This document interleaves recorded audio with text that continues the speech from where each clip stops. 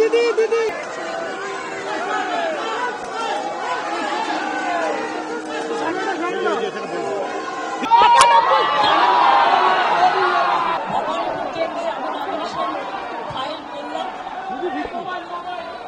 আমি আপনাদের সকলকে বলি, আমি 365 দিন এখানে থাকি। আমার ধর্ম কর্ম বর্ণ আন্দোলন সবকিছু ভবানীপুরকে ঘিরে। আমি ছোট্টবেলা থেকে এখানেই আছি, এখানেই থাকি, এখান থেকেই আমার সবকিছু। এবং তাই ভবানীপুরের মানুষদের আমার ধন্যবাদ, আমার নমস্কার, আমার সালাম, আমার জয় জিনেন্দ্র,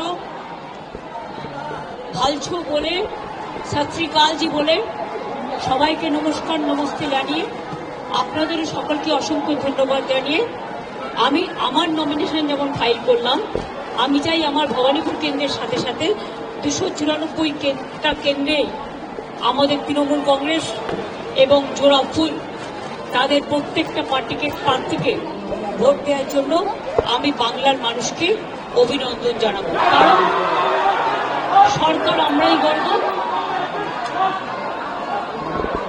আমাকে আজকেও প্রোগ্রামে যেতে হবে, এখান থেকে বেরিয়ে গাড়ি হয়ে আরামবাগ থানা গোঘাটের ওখানে প্রোগ্রাম আছে, বলাগড় পান্ডুয়ার ওখানে প্রোগ্রাম আছে, দুটো একসাথে, মানে বর্ডারে শ্রীরামপুরেও প্রোগ্রাম আছে।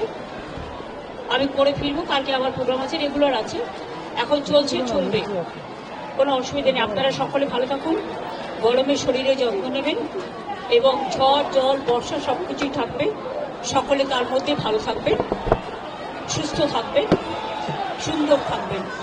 সকলের জন্য অনেক অনেক শুভনন্দন, শুভ কামনা। আমি মনে দুঃখ নিয়ে করছি, কারণ এত নাম বাদ দিয়েছে মানুষের। আমরা এখনো বলবো এটা সুপ্রিম কোর্টেরই অর্ডার ছিল। 32 লক্ষ নাম উঠেছে 1,20,00,000-এর মধ্যে, সেটাও আমার কোর্টে কেস করার জন্য। বাদ বাকি 58 লাখ খোলাই হয়নি, তার মধ্যে কিছু বাদ হতে পারে যারা ডুপ্লিকেট ভোটার বা মৃত ভোটার। বাদ বাকি এমনকি অ্যাডজুডিকেশনে যে 27 লাখ কয়েক হাজার বাকি আছে, 50,000-এর 60,000-এর মতো, তাদের ভোটাধিকার দেওয়া উচিত বলে আমি মনে করি। পরে নাম তুলে কি হবে? তারা তো ভোটটা দিতে পারবে না।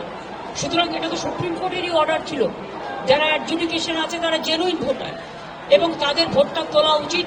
এটা সুপ্রিম কোর্টই বলেছিল যে তারা ট্রিব্যুনালে বাদবাকি লোকেরা যাবে এবং ট্রিব্যুনালে সেটেলড হবে। তাহলে প্রজেন্ট করে দেওয়ার মানেটা কি? এটা আমার মাথায় ঢুকছে না। আমরা এটা নিয়ে আবার যাব, আবার বিচার চাই। Subscribe to One India and never miss an update. Download the One India app now.